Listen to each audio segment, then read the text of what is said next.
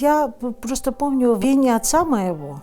Когда он пел, я помню, это вот у меня отложилось в памяти, что он пел длинные махамы, такие тяжелые махамы, и это все мне от него передалось.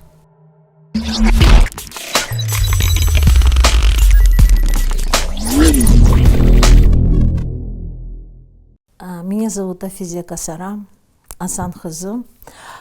Я певица, пою, собственно, фольклор, народную песню. Стараюсь ее популяризировать всячески. Ну и работаю в ансамбле «Крым». Отец был выслан в Среднюю Азию в 1944 году со всем нашим народом. Выслан он был из деревни Хутлах Судакского района. А мама Ульвие Аляддинова, Энвер Хазы, уроженка Балаклавского района, деревни Бага, была выслана в 1944 году в Марийскую ССР на Урал. После, если я не ошибаюсь, с 1964 года, когда было разрешено покидать места спецпереселенцам, в те годы народ как бы, стал передвигаться. Моей бабушки старший брат Осман Харба, он переехал первый в Сухуми и, значит, обосновался там, купил дом и, соответственно, стал с Марийска звать родню. Келингс, Кочингс, Сухуми, Дегеньер, похож на Крым, побережье Черного моря. И народ планомерно стал переселяться, в том числе и моя мать. С семьей переехали, начали жить, работать в Сухуми. И отец тоже с Азии переехал.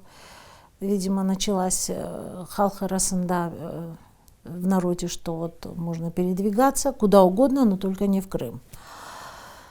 Ну и, соответственно, родители познакомились там, поженились, и вот я родилась в 1968 году в Сухуми. Каждый год ездили в Крым, естественно. Это не так далеко с Сухуми, было где-то порядка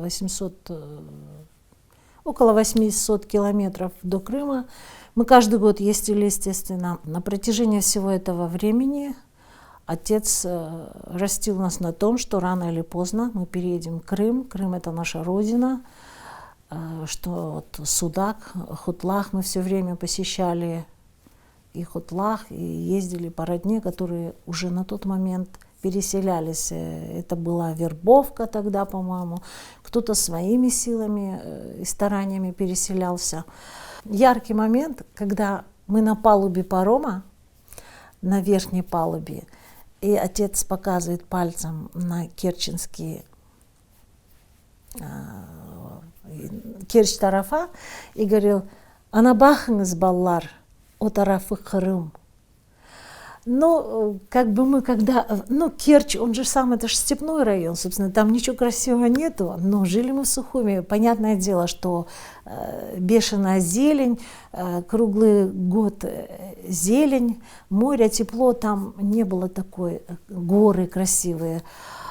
И тут переезжаешь в Керчь, и как бы пустынно все, промышленная зона, там заводы, но отец говорил: это родина наша, неважно, это степь, не знаю, леса, горы, море.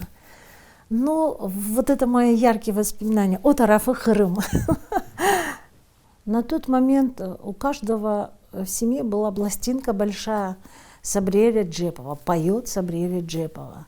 Потом еще, естественно, у нас были пластинки. Арзыхыс спектакль был в пластинке. То есть я все это слышала. И мне вспоминается из детства такой момент.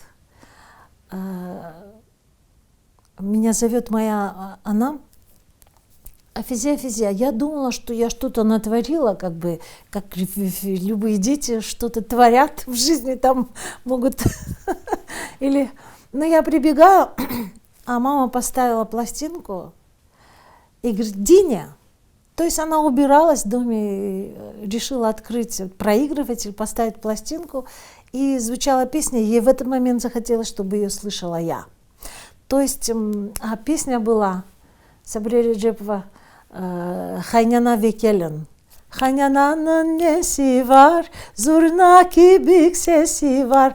То есть и в этот момент я прибежала, думала, я что-то натворила, а оказалось, мама захотела, чтобы я вместе с ней послушала эту песню. Влияние отца было в нашей семье велико, потому что, во-первых, мы в строгости воспитывались, потом на Кавказе там совсем другие традиции, обычаи. Он нас настраивал на то, что мы вот должны учиться.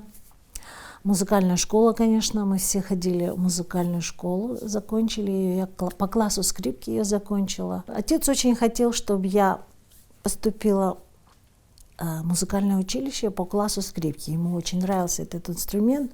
Он вообще был сам музыкальным, и мать у меня пела, и отец пел. Но как бы у меня не было такой тяги играть именно на скрипке, потому что я с детства слышала музыку, отец пел, мать пела, Даим пел. У меня в памяти остались вот такие застольные пения, именно застольные. Застольное музицирование, как Джемиль Кариков говорит, у нас это было, и мы это должны возрождать. И я вот помню эти моменты, и пелись именно тяжелые такие старинные махамы, лирические песни. В 9 классе я пела во взрослом вокально-инструментальном ансамбле абхазском. Он назывался «Мзымта» на тот момент. Ну что мы там пели? Я где-то там подпевала, может, какие-то хоровые песни пела. Но это был взрослый вокально-инструментальный ансамбль. И мои одноклассники завидовали даже, что иногда на концерты выезжали. После 10 класса я решила, что пойду поступать на вокальное отделение.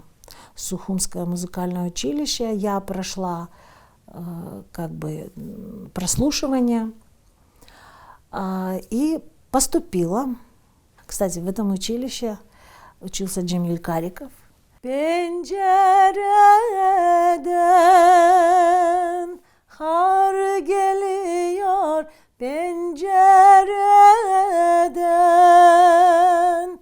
kar geliyor, artıma da baksam yar geliyor, of aman aman, yar aman aman of. Artıma da baksam yar geliyor, of aman aman, yar aman aman of. Если ты хочешь узнать душу народа, послушай его песню. Но в песне душа народа. Вот я так могу сказать. Что могу сказать? Оценка печальная. Как бы у нас кто как может, кто кому как Бог на душу положит, так и занимается как бы. Нет школы, соответственно, музыкальных школ, средних школ. Соответственно, печально. Развития как такового нету. Мы об этом говорили очень давно. Джемиль Кариков об этом говорил, что нужна школа, что нужны преподаватели, что нужны музыкальные школы для обучения на народных инструментах, таких как вот духовых, струнных. Печально.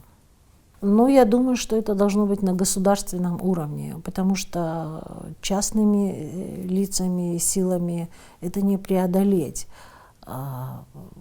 Это все должно быть на государственном уровне, естественно. Вот как вот Милли Мектеплер у нас есть национальные школы, также и должны быть в музыкальных школах, должны быть отделения на национальных инструментах. В нашей семье мы жили в Абхазии, соответственно, нас не было так много, как, может быть, в Средней Азии.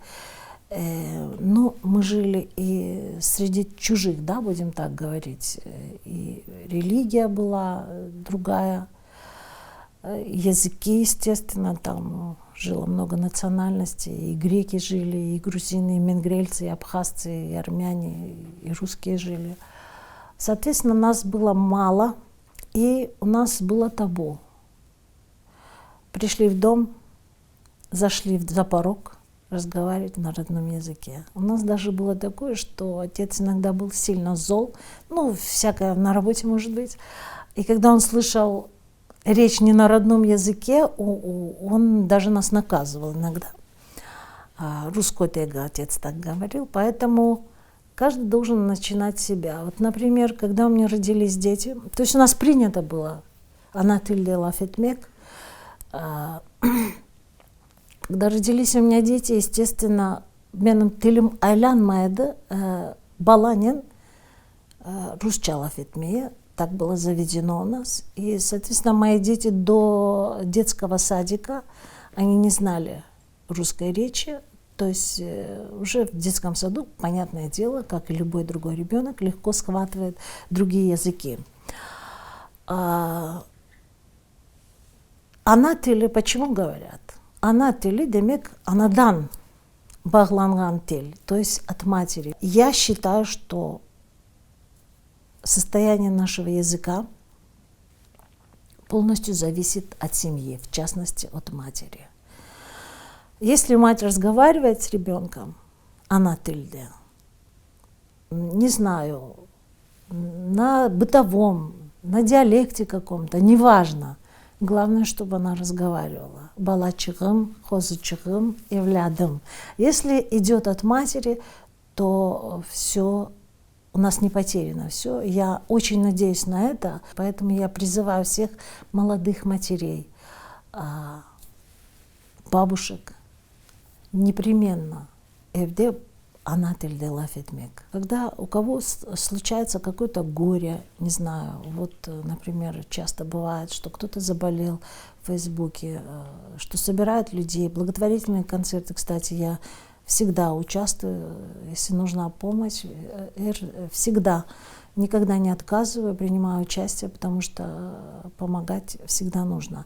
Я к тому, что когда кому-то нужна помощь, не знаю, то обязательно наш народ сплочается, непременно приходит на помощь, собирается наш народ. Это хорошая черта. То есть в плохую минуту всегда готовы подать руку. Bizim халқымыз не только в плохую минуту должен поддерживать, но и в любой, всегда, как вот чуфутлар, бір-біріне чекелер, ярдым етелер, в таких ситуациях выдвинуть, продвинуть, порадоваться. Вот в этом, конечно, пахлых такое присутствие в нашем народе. Зависть — нехорошее чувство, очень нехорошее. Я вот, например, от себя скажу, что когда вижу красивый дом построенный, либо бизнес хороший, bizim халқымыздың içinden, из нашего народа, я всегда искренне радуюсь и говорю: машаллах. Радоваться, бірлік олмақ, не только в тяжелую, а вот именно поддерживать, подталкивать. Я думаю, что сохранение как языка, культуры, истории, традиций, мы должны здесь не только вот как коренное население быть, а именно идея развития, смысл жизни. Смысл жизни — прожить, наверное, ее не просто так, чтобы оставить какой-то след за собой. Смысл жизни в моих детях. Смысл жизни в том, что я на родной земле, на земле моих родителей, предков моих. И еще смысл жизни сейчас, еще смысл в жизни в том, вот в мой в частности, что я несу, что я могу петь. И я не знаю, вот это, наверное, большой смысл, что я пою именно народную музыку, народную песню. Хаста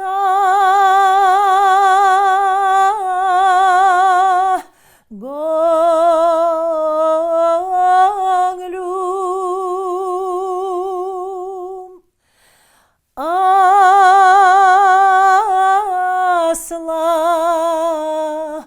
gülmez.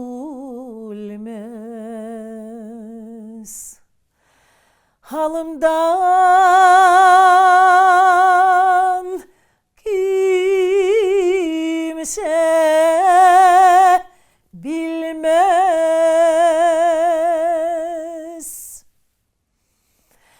Yüreğim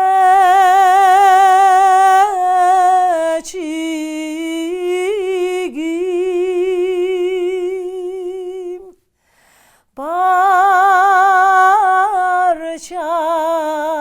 parça, üstü artık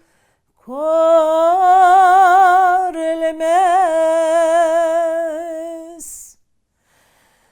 Ağlatma yarem,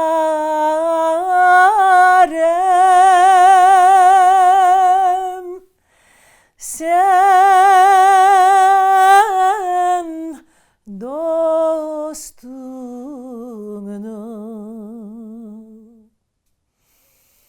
düşmanlarımız